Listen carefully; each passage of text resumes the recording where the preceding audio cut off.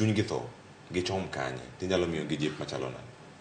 Cleophas mano penjo maber. Gima nyalo wacho en ni kigibed gi koponi omiyi nafas matimo internship kata matimo job shadowing no, time gi chunyi te, put in your all, because samitimo kamano no kambi ne bende samoro neni wan samitimo job shadowing gi internship kodwa, when there is con gi chances kwa wan gi nafas mar ndiko joma notimo internship go, joma notimo job shadowing mano demonstrate character makare, timbe makare, attitude makare, tiende ni kaka itimo tijino, kaka ikawe, kaka imor kode, joge ma omiyo nafas mokwongo kapok wadhi oko.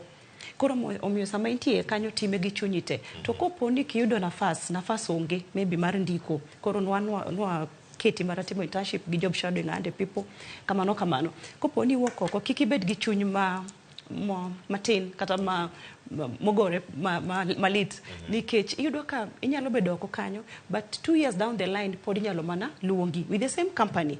Kokamano tibedo mana kimanyo another opportunity kata internship machielo gi kambi machielo. To kibedo ng'ama nigi lit ama onge fura matimo tij bedo gi dhi mbele nyime gi ionge hope, iyudo ka koro tek mondo timbeni mabeyo ka onyisre.